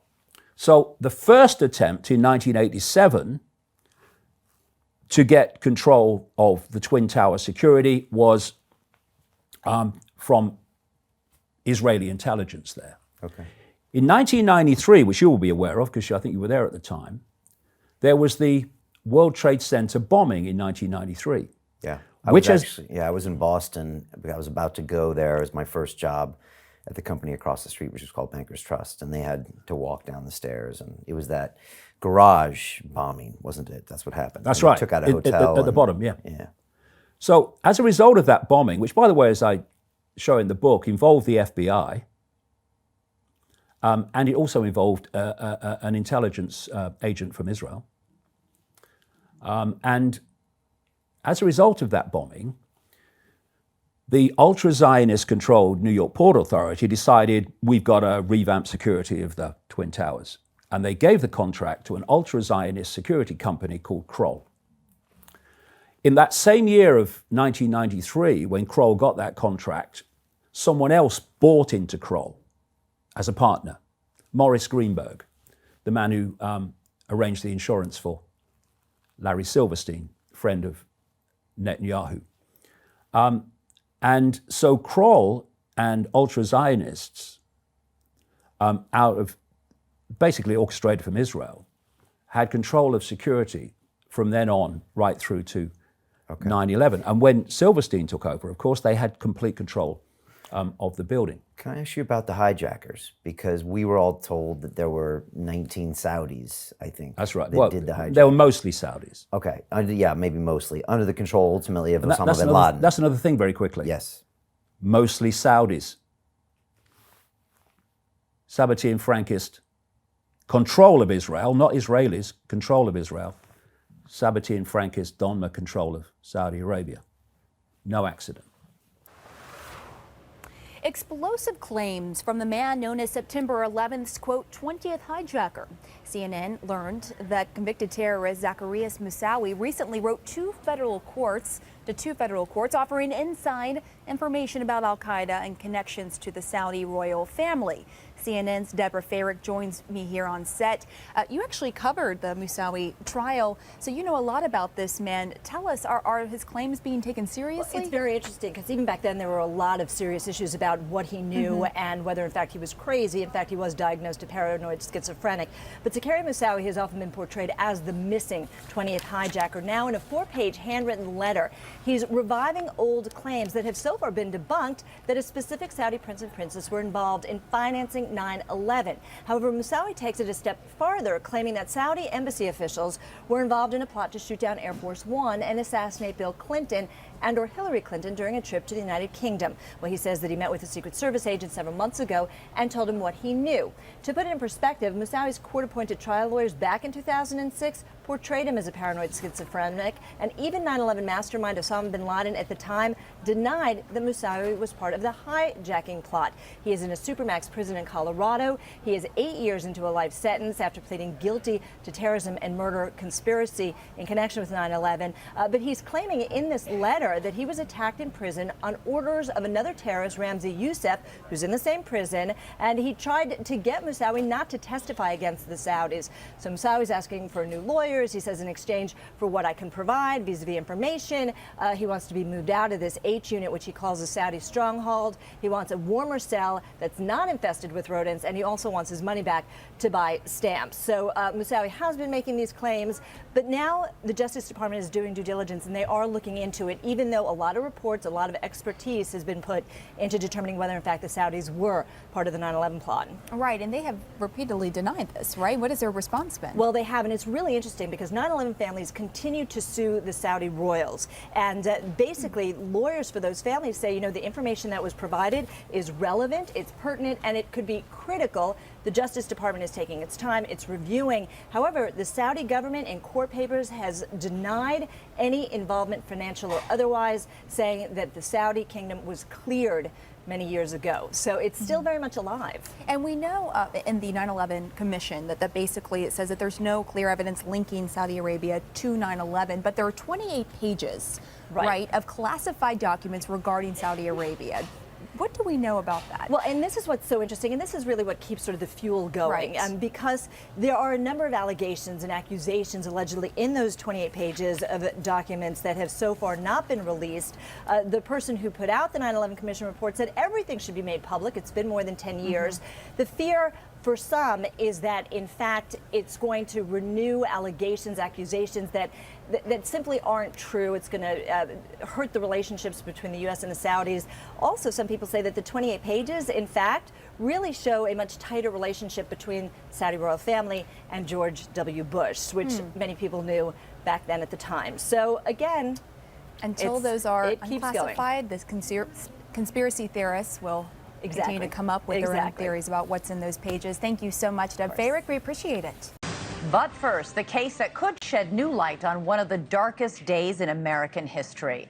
Nearly 23 years ago, after 9/11, new evidence could uncover secrets about Saudi Arabia's long-disputed role in the terror attacks. 10,000 family members of 9/11 victims have filed a federal lawsuit against the Saudi kingdom. They allege that senior Saudi government officials helped the al-Qaeda hijackers plan the attacks. A federal judge in New York is set to rule on an appeal from the Saudis, and if the judge lets the case move forward, it could uncover explosive evidence never seen before, including a video that allegedly shows a Saudi intelligence agent surveying the United States Capitol 2 years before 9/11. We've always been told that the terror group al-Qaeda acted alone, without the help of any state sponsors. But one fact always jumped off the page. 15 of the 19 al-Qaeda hijackers that day, as well as Osama bin Laden himself, were all Saudi. The Saudi government has consistently denied any involvement, and back in 2005, a joint report from the CIA and the FBI concluded there was no evidence that the Saudi government knowingly supported the terrorists. If that is not true, if what we've been told is incorrect, to put it bluntly, if that was a lie, it will change how we understand that chapter of our history, the wars that followed, and the long, complicated relationship between the White House and the House of Saud. Let's go to News Nation's Joe Khalil now, live for us from Washington. Joe, some families are calling this videotape a smoking gun. When can we expect a ruling from the judge on whether the case will proceed? Well, whether these videos end up becoming public, we could potentially get a ruling from that judge this week. And you're right, we're hearing from the families of these 9/11 victims who say this is the closest thing to a smoking gun, the closest thing they have to a direct link between the Saudi government or some government officials and the 9/11 hijackers that they have had in nearly 20 years, which is the duration that they have been trying to pursue this case. And this evidence, mind you, is on video. Now, big caveat, Elizabeth, we have not seen this video. Very few people have. It's still under seal. It is not public. But what we do have are court documents from this ongoing lawsuit that describe in detail what you see on these videos. And a lot of that is disturbing. What these court documents tell us is that Omar al-Bayoumi and Fahad al-Thumairi, these are two Saudi officials, were, quote here, they were incriminated in videos of a welcome party from Bayoumi that he hosted for the hijackers, which has never been exploited by the FBI before. Another chilling video seized, just produced by British authorities, showing Bayoumi casing the United States Capitol for an attack. So this happened on American soil after the hijackers were already here, and on video, allegedly, meeting with officials from the Saudi government who had a welcoming party for them. And by the way, these officials, the FBI has already conceded publicly, they were on the payroll from the Saudi government. In some cases, the FBI said they were doing spy work for the Saudi government in the United States. There's even more in these documents, Elizabeth, some evidentiary papers that say that these guys were describing the specific mechanics for how to fly an airplane into an object that was on the ground. So very disturbing there. Again, we could learn more this week if a judge decides to make this public. And just one last thing I'll add, Elizabeth, is the only reason that these 9/11 victims' families are allowed to pursue this at all is because Congress just recently passed a bill allowing for it to happen. We're told the Saudi government and its attorneys now are trying to find certain loopholes in that law that would precede them from actually being prosecuted in this case. I'm also told senators now are passing another bill, they're working on it, that would shore up and strengthen the first bill to allow these families to move forward with their lawsuit. Yeah, the Saudi government fighting this very hard. And we do know Bayoumi, who was the one who was videotaping the U.S. Capitol, was in the United States ostensibly to be a grad student. He was actually a Saudi intelligence agent. So that has been confirmed by the FBI. All right. And most people don't even remember they were Saudis. They think they were Afghanis or Iraqis or whatever. But so you're saying it wasn't Saudis, it was Israelis? Who were the hijackers? Well, that's an interesting point because there is so many anomalies about the hijacker story. If you take Mohammed Attar, he was called Mohammed Attar in America, but he was known as Mohammed El Amir, a student in Germany, an Egyptian student. And the descriptions of the personality of German El Amir and American Mohammed Attar couldn't be more different, including descriptions of their height, which seems to have several inches discrepancy. We are asked to believe, you see, that Mohammed Attar was the lead hijacker, and he was a virulent Muslim extremist, Islamic extremist of the kind of basically what's become ISIS, extremist, jihadi. I quote in the book his girlfriend in America, a lady called Amanda Keller. And she describes how she lived with Attar in the run-up to 9/11, a place I think was called the Sandpiper Apartments in a place called Venice in Florida. And she describes, and she's a white American, seriously un-Muslim. She's girlfriend. And people at the apartments, which I quote in the book, confirmed that, yeah, they were together for a time. And she described how Mohammed Attar, Islamic extremist, was often drunk. His favorite food was pork chops. And he was a regular partaker of cocaine. And when he ran out of cocaine, because they followed him one night, they want to see where it came from, he went over to the flying school he was attending in Venice, which was a drug operation, by the way, involving the CIA. Venice Airport was a notorious conduit for drugs coming out of South America, etc. At that time, whether today, I don't know. And he went into the flying school with some people and came out with an armful of cocaine, and that's what happened all the time. This is the Islamic extremist that's supposed to have given his life to the benefit of Allah. We have another hijacker called Hani Hanjour. Hani Hanjour, according to the official story, was the man who flew Flight 77 into the Pentagon, so they claim, with a maneuver in a big 757 that, as I quote in the book, professional pilots that fly 757, 767 say they could not have done, including this extraordinary spiral that he's claimed. This man, Hani Hanjour, was banned 6 weeks before 9/11 from hiring a one-engine plane because he was so useless and dangerous at flying. Where are you, CNN? Where are you, New York Times? Where are you, BBC? Still today, Brian. Yeah, Hani Hanjour, he flew the plane into the Pentagon. That's what you get. He can't fly a one-engine Cessna.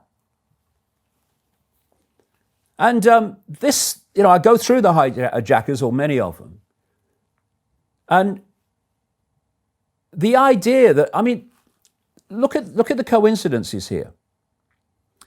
First of all, you are, in terms of Mohammed Attar, going to hijack Flight 11 out of Boston Logan on September the 11th, 2001. So where do you spend the night? Well, you spend the night in Boston, don't you? It's an early flight. No. He and another guy drove from Boston to Portland, Maine, and caught a commuter flight back, which was, if that commuter flight had been that morning of September the 11th, even vaguely delayed, he wouldn't have gotten Flight 11. And we're asked to believe that that's what he did. But, you know, that's the story. And people think that there is security footage, security pictures of Mohammed Attar getting onto Flight 11. No. Guess where, in a world even then, awash with cameras, especially in airports, guess an international airport at that time that had no cameras in the departure lounges? Boston Logan. They say, oh, but I saw a picture of Attar going through security. Yeah. His father says it wasn't him, but the official story is it was. That was at Portland, Maine. And he left the hotel for a 6 o'clock commuter flight to connect with Flight 11 at 33 minutes to the hour. Or actually less than that, less than half an hour before the plane took off. The person who checked him in at Portland, Maine, said he was sweating profusely and said they're running late. What, for Flight 11? He then goes through security. Just as an aside, the guy who checked him in said they were wearing jackets and ties, while the two that went through security on the picture weren't.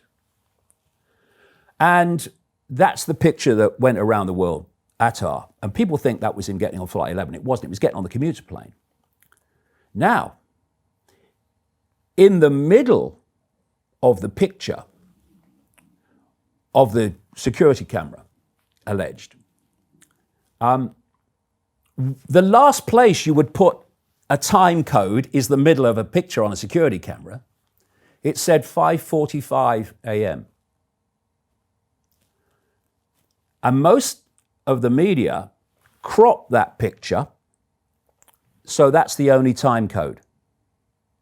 You'll see in the book, when you show the whole picture, there's another time code at the bottom, which is exactly where you'd put a time code on a security camera, and that says 6 minutes to 6 for a flight leaving at 6 o'clock, confirming what the check-in guy said. They almost missed the flight. Even if it was them, they almost missed the flight. And I rang the head of security at Portland, Maine, because in that period I was calling everyone. I had interchanges with the FBI and the FAA, the Federal Aviation Administration, and all of them. And I got her on the phone. She was a lovely lady. And I said, why are there two security codes on your security camera with Attar on? She said, it was there. I don't know. I said, well, can you have a look and find out? She said, oh, we haven't got them. Said, the FBI came and took all the camera footage on the morning of 9/11. Right? And she was very surprised that there was, obviously very surprised that there was a time code in the middle. What? And that's another thing. When the Oklahoma bombing happened in 1995, and a guy was executed for it, very, very dubiously. I cover that in the book as well, because it's, in many ways, the Oklahoma bombing was a version of 9/11. In fact, it wasn't a version. It was a mirror kind of technique. The FBI went to the businesses all around the Murrah building, and they took all the camera footage of the security cameras, which we've never seen. Because he didn't do it alone. If he did it at all, he had another person with him who's never been found, who's known as John Doe 2. So on the morning of 9/11, the FBI pulled the same trick. They confiscate all the security camera footage that had anything on them that would give you information about what happened on 9/11. Do you know, the Pentagon is the most, or at least one of them, probably the most protected buildings in the world. In and around the Pentagon are 85, and we're in 2001, 85 security cameras pointing out in all directions. The FBI confiscated that footage, and we've never seen it. So when people say, did a plane hit the Pentagon or not, I say it didn't. I explain why in the book, but anyway. Oh yeah, no, that's a conspiracy theory. Yes, it did. Well, show us the footage then. Show us the footage. Are you telling me that of 85 security cameras at the Pentagon, there are none of them that actually caught an indisputable footage of the plane hitting the Pentagon? Something else. I could speak forever about it because there's so many Achilles heels in this story. Who hijacked these planes? Or were they hijacked? They were, I explain why I say that in the book. They were not the planes that left the airports. They were military enhanced planes that were flown by remote control. And have you heard of something called Operation Northwoods? Sounds vaguely familiar. Right. Well, Operation Northwoods was basically, in so many ways, 9/11 in 1962. At the time, in 1962, the American military, Pentagon, and politically too, wanted rid of Castro in Cuba. So the Joint Chiefs of Staff, the military command level of the Pentagon, which was fundamentally also involved with 9/11, they put this plan together called Operation Northwoods. Ladies and gentlemen, see if you recognize this. The plan was, it was the head of the Joint Chiefs of Staff was a guy called Lemnitzer. And this is not me pulling it out the ether. I am quoting here the official record from the official American archive. It was most publicly revealed by a guy called James Bamford, a former investigative producer for ABC, in a book he wrote, which was published in the summer of 2001, before 9/11, called Body of Secrets, which was about the NSA. And in the writing of this, he uncovered these documents, which had come to light here and there before, but not as publicly as through this book. This was Operation Northwoods. This is official American documentation.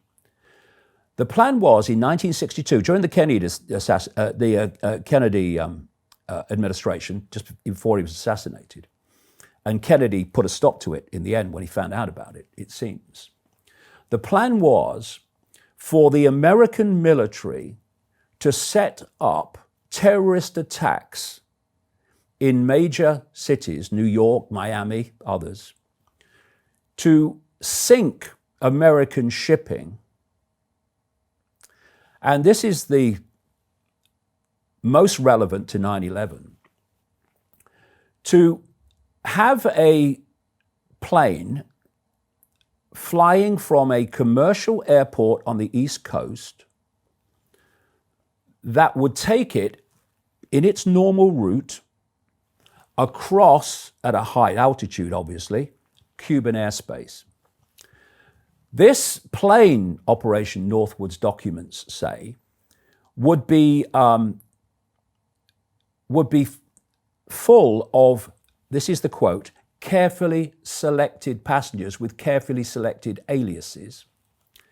The plane would take off, and over Florida, a military CIA plane of the same type, painted in the same airline colors, a drone, 1962, would take off from Eglin Air Force Base in Florida, would get close to the original plane, so basically the dots started to merge, and the drone would be flown on the route over Cuban airspace, and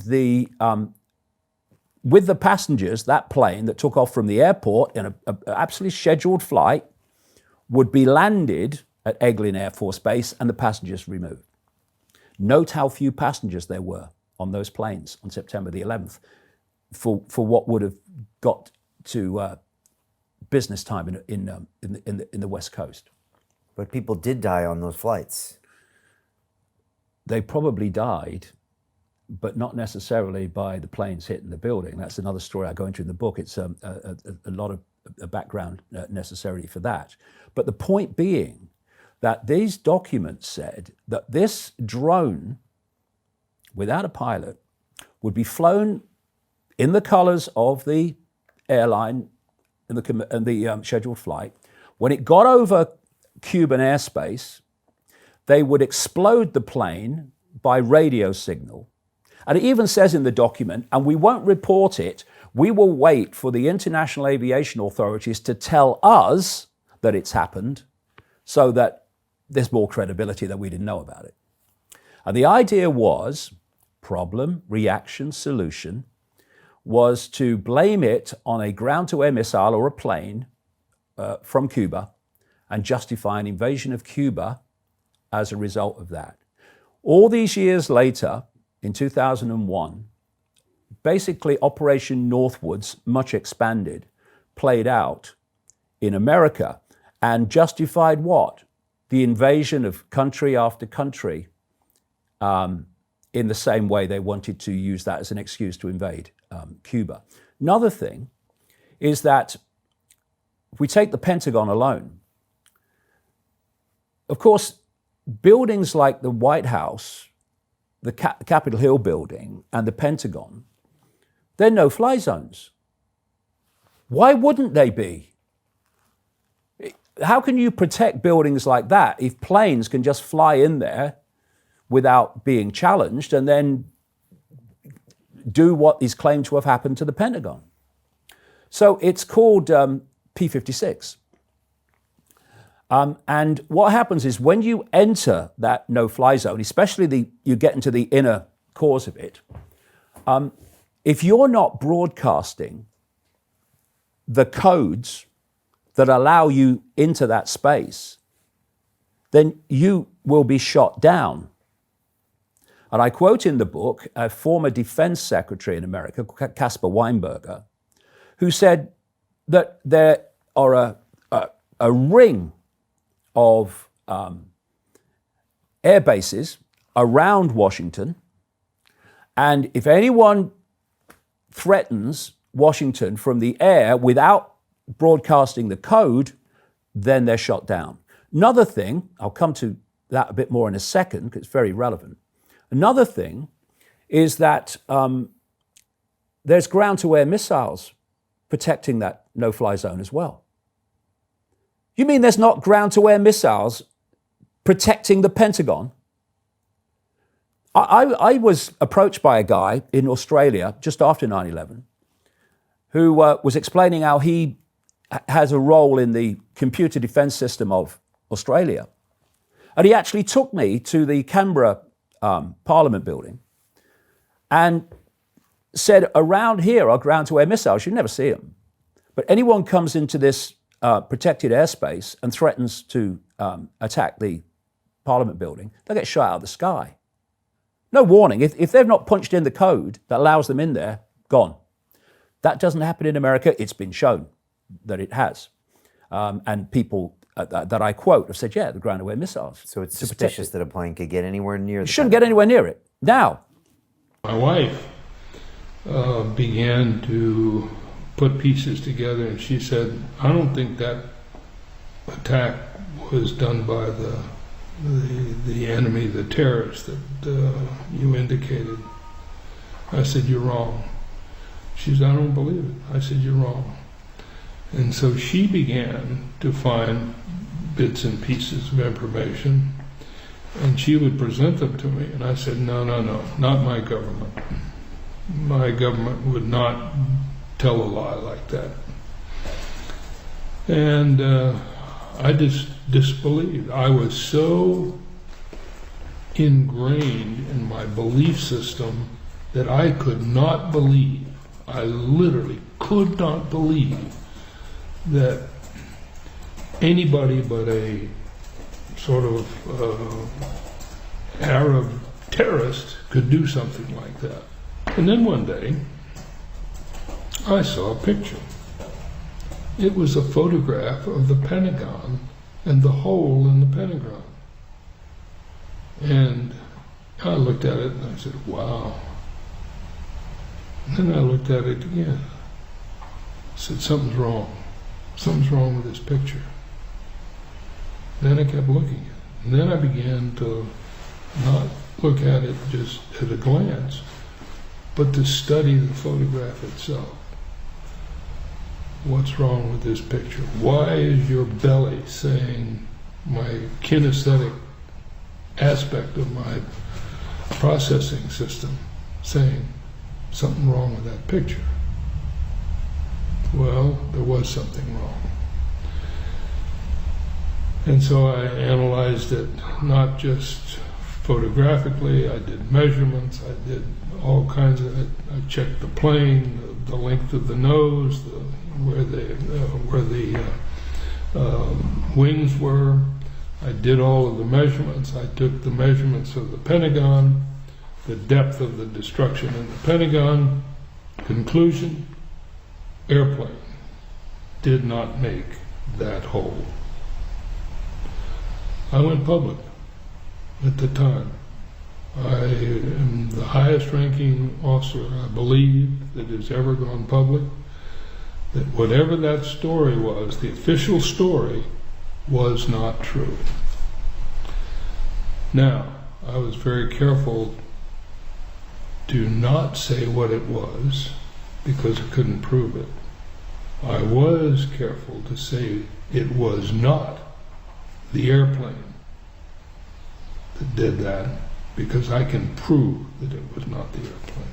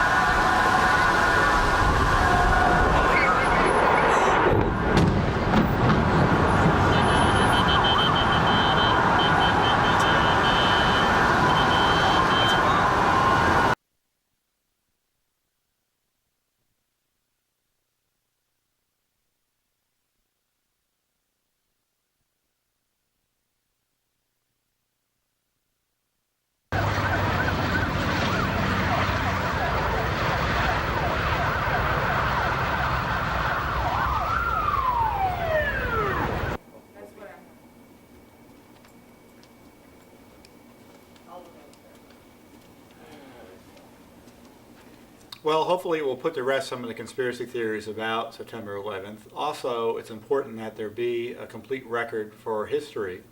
And it also serves as a useful reminder about the terrible nature of the terrorist threat we face as a country.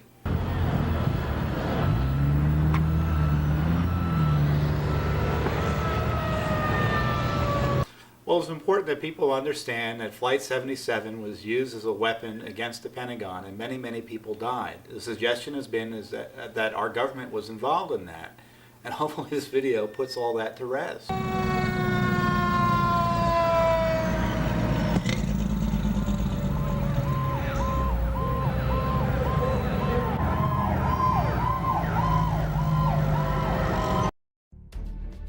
The FBI has re-released a series of photos that document the horrific terror attack at the Pentagon on September 11, 2001, which left 184 people dead.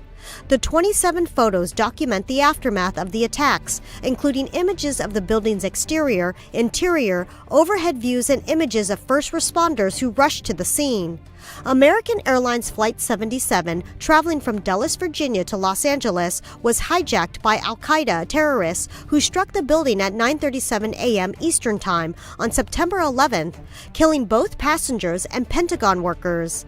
Images include the Pentagon still on fire, first responders at work, debris from American Airlines Flight 77, the interior damage of the Pentagon, exterior damage of the superstructure including the flames still raging, and aerial images from news helicopters. So it's impossible for him to make a call. Another guy, Todd Beamer, the man of Let's Roll, the whole Let's Roll story, which as I show in the book almost certainly wasn't said. What's the Let's Roll story? You know when on... Are you there? And his piece? He finds it in the call Todd made from the plane, picked up by a telephone operator in Chicago. Our Father, who art in heaven. They're all heroes in my eyes. They really are. They all pitched together, and they did what they thought was the best thing to do at that time. And I feel that Todd played a great role in that, because when he told the guys, "Are you ready?" I assumed that they were waiting on his cue. Then they responded to him, and he said, "Okay, let's roll." Yeah, I'm sold on. It ain't about the money, I'm a float on. I made my own lane, let's roll. Let's roll. A few moments later. After we said the Lord's Prayer, the plane took another dive, and Todd said they had a plan. Next thing he said, "Are you ready?" "Okay, let's roll." I'm down. Let's roll. And that's the last I heard from him. Did the phone go dead, or did he leave the phone on? No, the phone was still open. I held the line for about 15 additional minutes. What'd you... Huh? What'd you hear? Nothing. It was silent. It was silent, hoping that someone would come back to the plane, to the phone. At that point, we had heard over the radio that the plane had just crashed. Flight 93, the official story is that the passengers decided that some of the passengers said they were going to fight the hijackers for control of the plane. And this guy, Todd Beamer, what's claimed to be Todd Beamer, was on the phone to a Verizon airphone supervisor called Lisa Jefferson for a very long time. And she said it was absolutely amazing because that day, airphone calls were going down every few seconds or every few minutes. And yet his stayed on. And not only that, after the plane supposed to have crashed, the line remained open to Lisa Jefferson, she says this herself, for some considerable time after the plane was supposed to have crashed, because she said when the line's broken, you get a very clear tone that says the line's broken. Never broke. And the airphones get their power from the aircraft, which they wouldn't have done if the plane had crashed. But anyway, the cell phone of Todd Beamer made 19 calls after Flight 93 crashed, or we're told it did. Everywhere you look, this story falls apart because it is a tissue of lies designed by a death cult, satanic death cult, peopled by psychopaths. And the biggest trait of psychopathic mentalities is lack of empathy.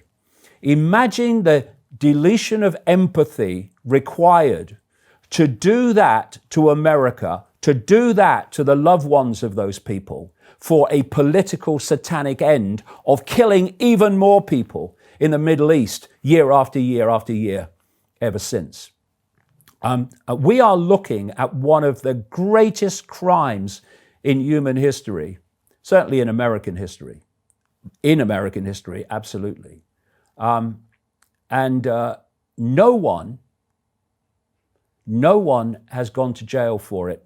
And the people that were involved in it, in the cover-up, in the orchestration of it, are all going about their rich lives unmolested, while 3,000 families grieve for the rest of their life. It's infuriating.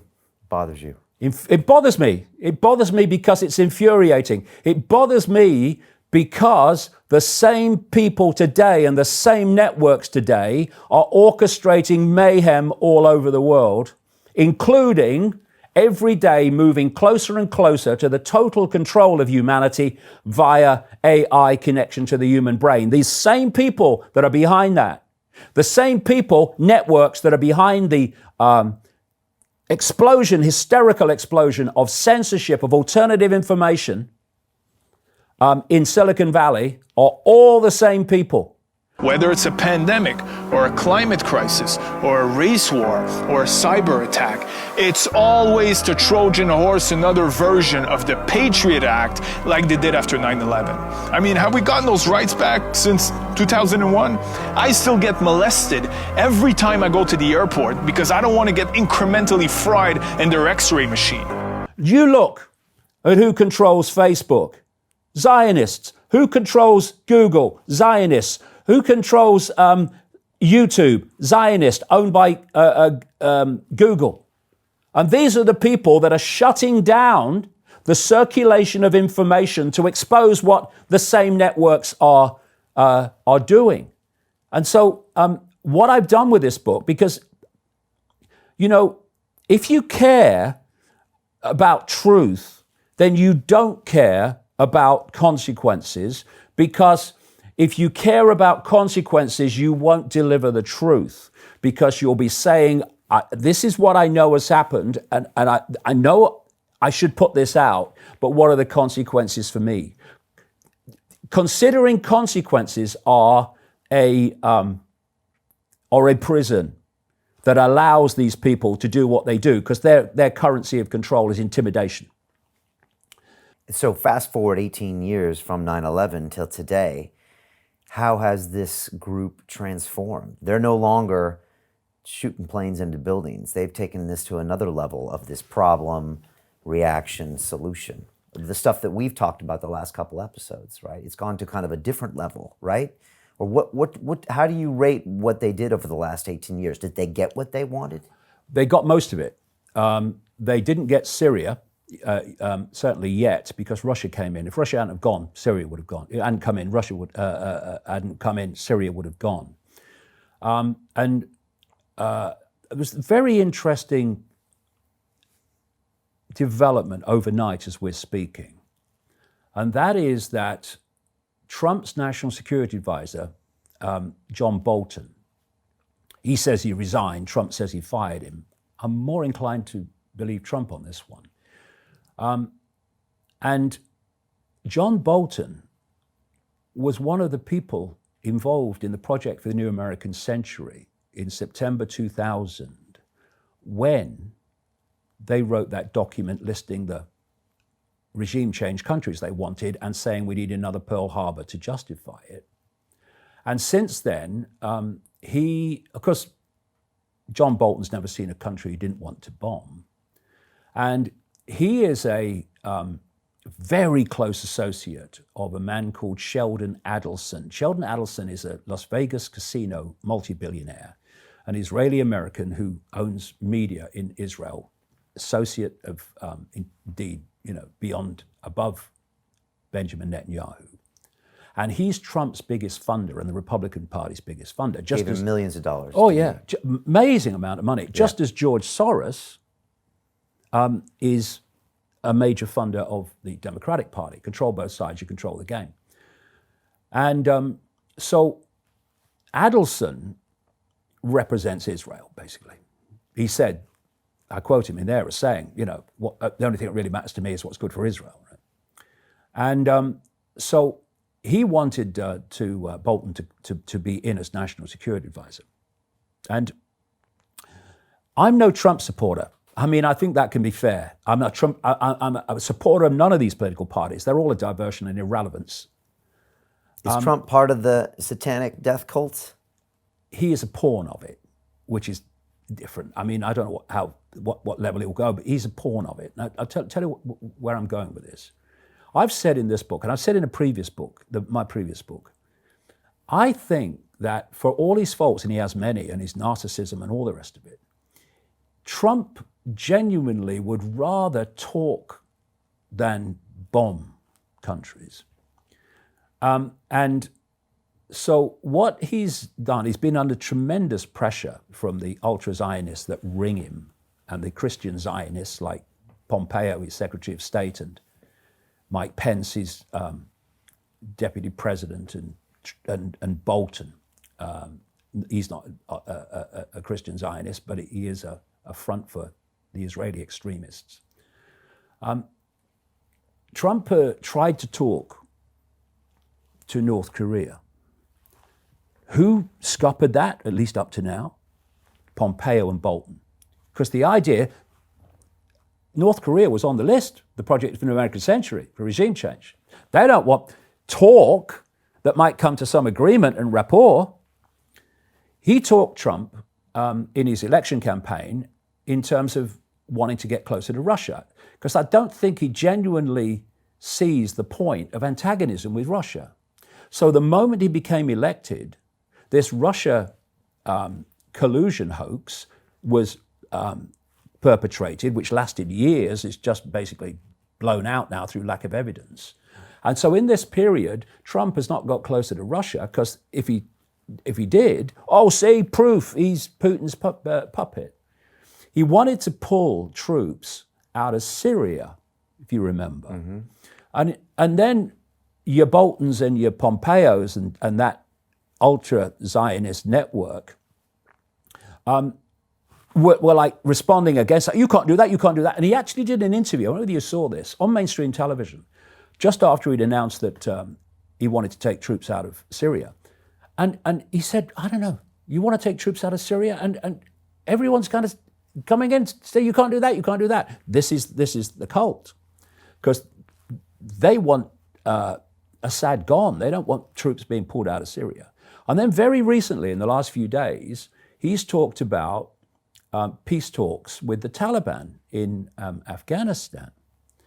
And of course, that got knocked on the head. He seems to be moving towards maybe face-to-face talks with the leaders of Iran. This is the last thing that your Boltons want and your Netanyahus want. They want war with them. And so it reached a point, I'm not surprised. I've actually been waiting for it. I've been thinking over the last few weeks, how long can Trump take this without reacting against it? And it seems he came out, Trump, overnight and said, I just basically disagreed with so many things that John Bolton wanted me to do, which was actually war, not jaw. And we'll see if Trump is genuine about pushing back on this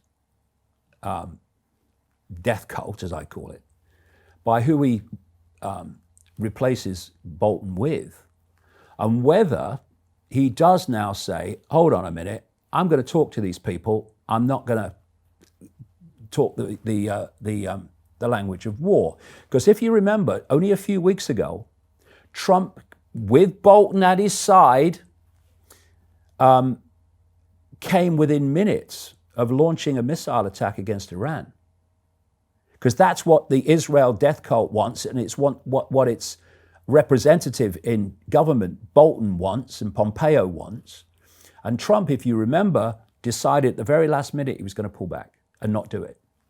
And so there's been this over that drone attack, right? There's been this Hormuz, right? There's been this clear tussle, and where it goes from here, we'll see. But Trump is under tremendous pressure because his basic funding comes from Adelson and those same sources, and he's got an election coming up. So we'll see where it goes from here. But that's like kind of a chink in the armor. You can see that someone's pushing back against the Illuminati in there. Because I'll tell you this, I know from my own say sources, information, that there are many people within the government of America, within the military and intelligence community of America, who know that what I've just said in this interview is true. They know about the death cult. They know that Mossad and its military, etc., is massively involved in 9/11, and is massively has been dictating the events in the Trump administration. And they are pushing back as best they can against it. And the more the merrier, because we need to bring an end to this, because it's going to take us down a road of a devastating future. Hey guys, hope you enjoyed that episode. Stay tuned for the next part. Much love. Peace.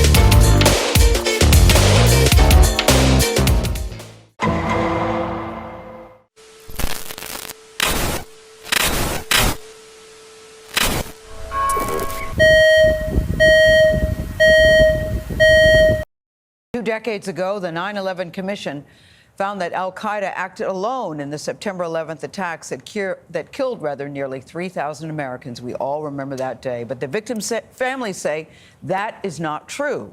They point to a newly released video filmed outside the U.S. Capitol 2 years before the attacks and other evidence as proof. The families are now suing the Saudi Arabian government, saying that the government provided crucial assistance to the hijackers and the planners behind the attacks. 60 Minutes correspondent Cecilia Vega has the story. A voice on the video says in Arabic, "I am transmitting these scenes to you from the heart of the American capital, Washington." This video, unsealed in federal court this week and obtained by 60 Minutes, was recorded in the summer of 1999. The man behind the camera is Omar al-Bayoumi, who the FBI says was an operative of the Saudi intelligence service with close ties to two of the 9/11 hijackers. Time is 6 p.m. The video was filmed over several days. Bayoumi recorded entrances and exits of the Capitol, security posts, a model of the building, and nearby landmarks. In this portion of the video, Bayoumi points out the Washington Monument and says, "I will get over there and report to you in detail what is there." He also notes the airport is not far away. What I see Bayoumi doing is going out and making a detailed video record of the Capitol from all its sides and then conducting that 360-degree panoramic view. GS-11. Richard Lambert is a retired FBI agent who led the initial 9/11 investigation in San Diego, where Bayoumi and the two hijackers lived temporarily before the attacks. He's now a consultant on the case filed by the 9/11 families. If you've ever flown into Washington, D.C., one of the first things you see on the horizon is the Washington Monument. So if you know where your other targets are in terms of the Washington Monument, it helps guide you to your intended target. Federal investigators believe the hijackers on Flight 93, which crashed near Shanksville, Pennsylvania, had the U.S. Capitol as their likely target. The lawyers for the 9/11 families and former intelligence analysts we spoke to believe portions of the video show Bayoumi surveilling the Capitol as part of that plan. And in the video, he references a, quote, plan. You said that in the plan. What plan? Who is he talking to? What do you think he's talking about? I think he's talking to the al-Qaeda planners who tasked him to take the pre-operational surveillance video of the intended target. So this video is taken in late June and early July of 1999. What does that timing tell you? Well, that means it was taken within 90 days of the time when senior al-Qaeda planners reached the decision that the capital would be a target of the 9/11 attacks. That's when Osama bin Laden decided to approve Khalid Sheikh Mohammed's so-called planes operation. In the days after 9/11, British police discovered the video during a raid on Bayoumy's UK apartment. They also seized Bayoumy's handwritten address book that the lawyers for the 9/11 families say was filled with phone numbers of numerous senior Saudi officials who were in the government at the time. And when Bayoumi filmed the Washington video, he was often with two Saudi diplomats who the FBI says had ties to al-Qaeda, a finding the Saudi government disputes. Well, it is another very large brick in a massive wall of evidence that at this point indicates the Saudi government was complicit in the 9/11 attacks. Ken Williams is a retired FBI agent who led the 9/11 investigation in Phoenix, where one of the hijackers attended flight school. He's also a consultant on the case filed by the 9/11 families. In terms of all the revelations that have come out as part of this 9/11 lawsuit, where does this video rank? I think it ranks right at the top of the pile. The government of Saudi Arabia says, nothing to see here, this is a tourist video. This is a guy out looking at the sights in Washington, D.C. I would vehemently disagree with that. This is not a tourist video. The British police are believed to have turned over the video to the FBI shortly after 9/11, which raises the question, why, after more than 20 years, is it just now surfacing?